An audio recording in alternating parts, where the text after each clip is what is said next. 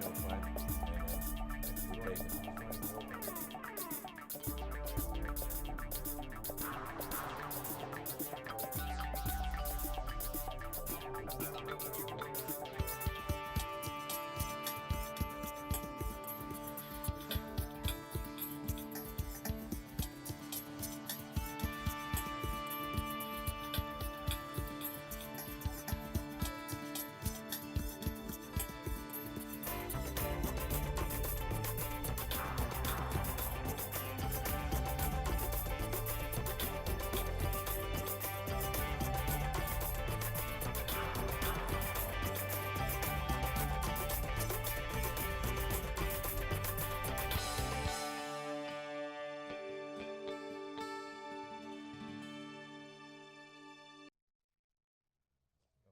Hello, and welcome to another edition of Spotlight on Politics. I have some special guests with me today. Our topic of discussion will be Articles 3 and 20 that you'll be voting on the town warrant on March 13th. Both are considered with the communications upgrade for police, fire, and highway. So before we get started, I'd like to introduce my guests. We have Janos Suzuki. He happens to be the Director of Public Works. We have Battalion Chief Mike McQuillan from the Fire Department and Captain Chris Gandia from the Police Department. How's everybody doing this morning? Very well. Very well, Thank you thank for you. having Okay. us. Yeah. We are revisiting this because this failed to get acceptance last year on the ballot, and now there have been some changes. So the first thing I'd like my guests to talk about is go over again the deficiencies in the communication systems that exist today. And I'm going to first start with our Public Works Director, Janos. Janos, can you talk a little about the deficiencies in Public Works communication? Our communication system, I think we inherited in 90s from there was all communication system from the fire department.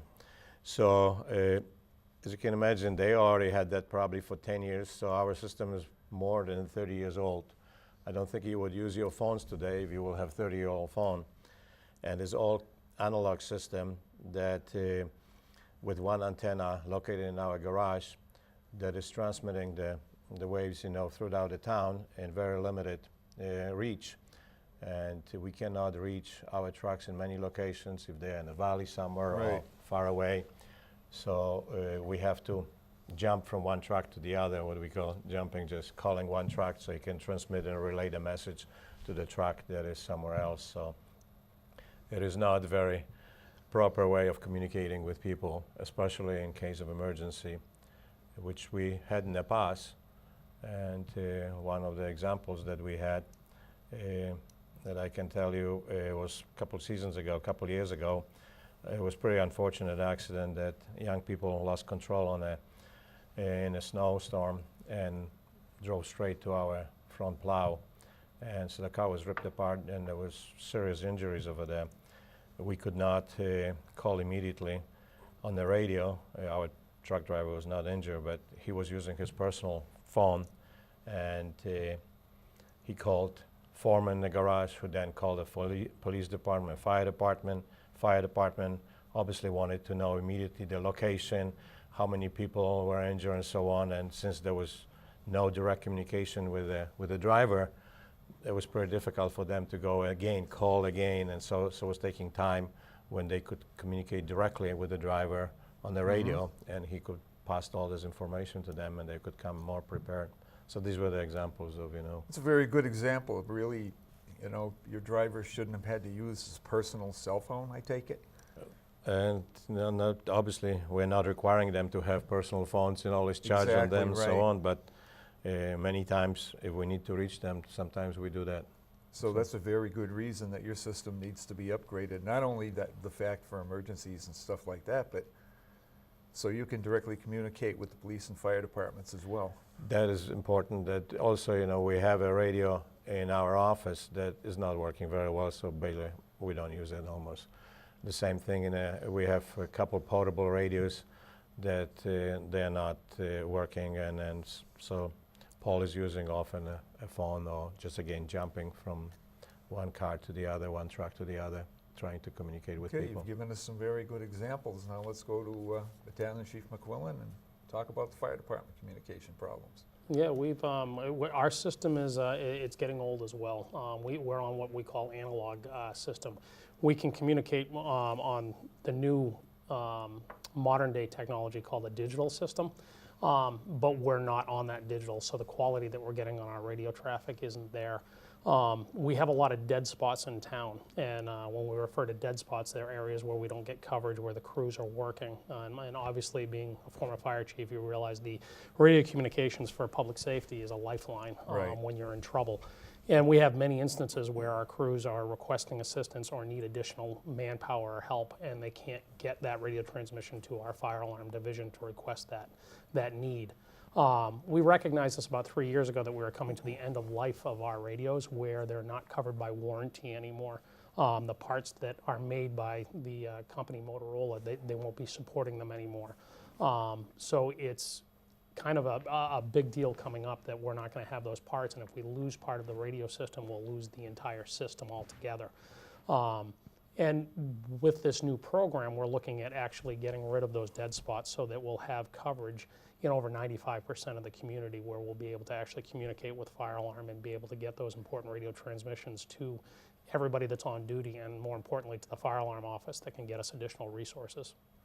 I know when we did the tour last year, you were using mobile radios that were never designed for 24-hour use. That's in correct. the cell location on Yep. Sergeant Road. Yes. And if I remember right, you had difficulty getting some parts, and you were lucky that a vendor just happened to find Yes. one. Yep. We had one of our Quantar radios that went down. That happens to be the name of it. And it services a lot of that radio communication. So half the town that we kind of get coverage from that Quantar radio, if we had lost that, we would have lost that coverage. And luckily, the vendor happened to have some of those parts in stock, but we were pretty much able to get the last one. And it's not a part that's made anymore. So if Right. we lose it again, we're not going to be able to replace that. So there is no choice. Correct. Yes, we are at the end of life on these where they're not supported, and when we lose it the next time, we're not going to have anything to replace it with. Okay, and now I'm going to go to Captain Gandia from the police department. Thank you, Al. So communications is really the foundation of our operations and what we do as first responders. And over time, we've gone from analog to digital. We are now on a digital system. However, there's a lot of pockets, just as Battalion Chief Quillen had stated, that we're in different areas of the town and we cannot communicate back to headquarters, or the officers that are at certain calls can't communicate with each other, which actually makes it extremely problematic. One of the fundamental things that we want to do is make sure that we have good communications, and in any debrief that we do after an incident, one of the issues that always gets brought up is communications, and when our infrastructure can't even support our radio transmissions, that's certainly an issue for us as first responders, for mutual aid, whether we're working with the fire department or the town highway or other agencies that are coming within our community, and also basically for the safety of our community and our residents that we're responding to. So I know that last year when we put this through the warrant, there was a lot of questions about, what is this infrastructure project, and people weren't familiar with the importance of it. So we wanted to try to make it tangible so they could understand how this affects our daily operations. Right. So about over the course of a month, our communication center made about 12 to 15 different recordings of broken radio transmissions that we actually have now put online on our website. So if you go to the police department's website and you click on broken radio transmissions, you can actually see for yourself what the examples are that we're dealing with on a day-to-day basis. And we also have a summary sheet of what those calls are, such as motor vehicle accidents, disturbances, a cardiac arrest, a sudden death, a residential alarm.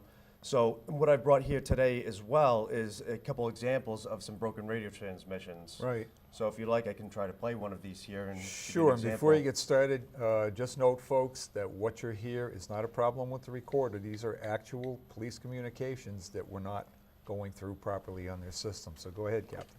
So the first one I'm going to play here is a motor vehicle accident, and this is Sergeant McCutcheon, who's signing off on an accident down on Route 102 by Exit 4, and you're going to hear him try to communicate to headquarters what he has in the location of the accident, and it's very difficult to understand.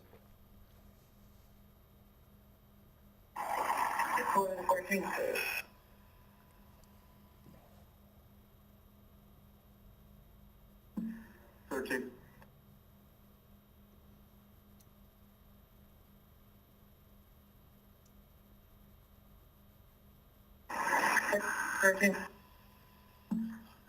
Your portal was broken, try it. Have an accident on the exit 4 off ramp. In Belfair.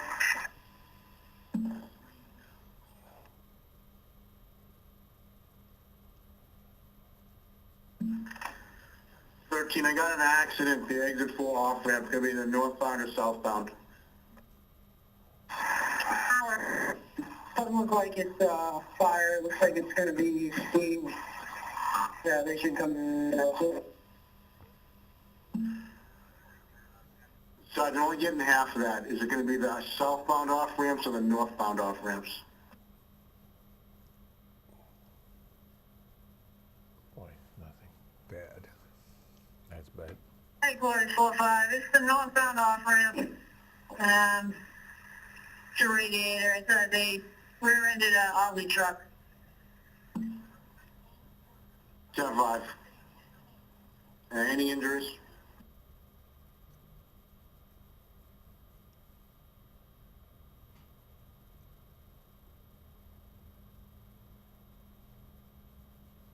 Okay, you can see actually dispatch is still trying to raise Sergeant McCutcheon and Right. he can't raise him. So what you had heard in there as well is that we had another officer on scene to relay the information back to headquarters on where the location of the accident was. And obviously, it was an accident that involved some steam. It possibly could have been a fire. We need to get fire there. And extremely problematic for the first responders and also the people that are involved in this accident, trying to get this location called in and make sure we get the resources there on scene. Yeah, I think that's pretty clear. I think the public can definitely understand that. So we've seen the deficiencies in Yep. town-wide communications, and the thing today is interoperability, which means everybody can talk to everybody else, which is pretty important in an emergency. So we have Article 3, which is $2 million, 2.3? 2.3, $2.3 correct. million Yep. dollars completely coming out of fund balance. Correct. And we have Article 20 for communications upgrade for the police department for $200,000, and that comes out of The Special Revenue Fund, which is zero tax impact. Special Revenue Fund, which is zero tax impact. So unlike last year, this year, when you're voting, you are voting on 2 articles that have no tax impact. So what I'd like to ask you now is exactly what are the improvements? The improvements are going to start with the infrastructure that Captain Gandia had mentioned. Basically, right now, the 3 departments, the Public Works, the Fire Department, and the Police Department, have 3 separate networks that our radios are working on. We're going to be consolidating those into one network where all of our resources will be on the same towers and located in the same locations. By replacing that infrastructure, it gives us a good backbone that we can connect to, so those radio transmissions are going to be heard. And when we do that, it's also going to upgrade the communications that we have in the communication centers. The dispatch consoles are going to be upgraded. Everybody is going to be on a digital system that allows us to also talk on an analog system as well if we have mutual aid partners that are still on analog. It's going to replace all of our portable radios. It's going to replace all of our mobile radios that are in the trucks. And it'll give us a state-of-the-art system that'll last us, in the next 15 to 20 years. And those towers that we put up will be able to cover those dead zones that we have throughout town, from the airport to exit 5 down to exit 4. So how many towers do you anticipate putting up? I believe we're going to end up with 3 new towers that we'll put up, and currently we have, I believe there are 6 of them that we're going to be upgrading, that we'll actually putting equipment on. We'll be raising the towers and the locations they're at now to get some additional height with those radio towers. Will they have generator backup, They will. which is critical Absolutely. for the network system? So, Captain, I think you guys are on AP25. Is that what your Motorola system is now? I believe so. It's a digital version right now. We used to be on analog, and then we switched over to digital probably about 12, 15 years ago. So most of our equipment actually that we already have can actually work on this new system. That's great. Yep. So what other improvements are you anticipating from Article 20 for the police department? Well, all the cruiser radios, the mobile radios will be updated, and also will be integrated well with the airport, as we know that we have an airport division. Right. And we frequently will be responding back and forth with resources from the airport to townside and townside to the airport on various calls that we go on up there. The airport has been very hospitable to us in terms of allowing us to access some of their resources, so we have interoperability with our units up at the airport. So overall, our entire communications infrastructure will bleed into the entire operations of our agency, you know, both townside and the airport, with zero cost to the taxpayer. So you're going to still use some of your equipment you have now? We'll still be able to use some of the equipment that we have now, yes. Some of our mobile radios that we have acquired over the Right. years can still work off of the system here. So, but our dispatch consoles, we'll be getting new dispatch consoles. Those will be updated. And a lot of our mobile radios and our cruisers will be updated. Nice. Mike, how are you going to integrate with their system? What's the latest Motorola equipment that you're getting? It'll mimic basically what the police department has. One of the things that we'll be doing is by replacing all of the dispatch consoles. If there was something that was to happen over at the PD facility, they could come over to the fire department facility and log in. And when they log in, it'll give them the assets on that computer that a police dispatcher would have. And vice versa, if the fire department was to end up at the police department because of something failing in the fire department, the assets that they're going to see on that computer screen for dispatching would pop up for the fire department user. Our mobiles and portable radios are going to be basically the same ones. Ours is going to be programmed differently, obviously, than the police departments because we're dealing with fire departments. Right. But all of the equipment is going to be the same, and it puts everybody onto the same cycle. Right now, I think the police department has done a pretty good job of updating their equipment and stuff through grants and other programs they've been funded with. The fire department, we did ours probably almost 20 years ago with a grant where we replaced all of our radios. And as we've replaced some of the apparatus, we've gotten some new radios along with those. But we haven't replaced the ones that are now aging. And obviously with the highway department, theirs have not been replaced in 30 years. So Right. I don't think we can salvage anything over there. I think I don't think so, Janis. Yeah. everything has to be replaced. About But this yeah, point. yeah. Yeah. Yep. So, So you brought out a very interesting point, because years ago when I was on the department, I distinctly remember there were 2 different occasions where I believe the police department antenna got hit by lightning, because that area of town is very prone to lightning. Yes, it is. And actually, the phone company rerouted the police department emergency phone over to fire department dispatch, and a police dispatcher came over, and I remember one occasion when the reverse happened. Yep. All right, so I think it's pretty important, because you have 2 separate facilities, both with the same capability.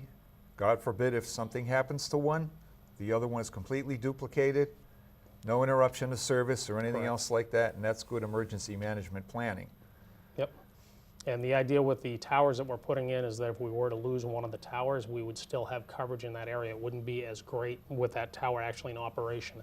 But if the same thing was to happen where there was a lightning strike to that, it would be less of an impact to the emergency services, because the other towers would still be able to cover a majority of that area. So we're kind of building the redundancy into the system so that we can cover those gap areas. And if we have a failure, it's not going to be catastrophic to the organization. You know, and we'll be able to monitor all of those sites as well from our dispatch centers. Currently, right now, we have to actually drive to the locations to make sure everything's up and running. And I think earlier this, well, actually it was last year, in 2017, we happened to drive to check the PD's assets, and we found that their primary radio site was actually down and inoperable. And it was one of the reasons why they were getting poor coverage. Wow. And that was the only way we would catch it, was to actually drive out to the site and get into the building to take a look at it and find out that it actually failed. So now you'll have the remote monitoring capability to If go along with that. if we lose any of those resources, if it's the police department's resources, whoever's actually dispatching at that time will be able to see it on their screen. It'll pop up and let them know they just lost a resource. Same thing with the highway department and the fire department. It'll be able to, and we can interoperate and look at each other's assets to see if they've lost it and be able to put it back up.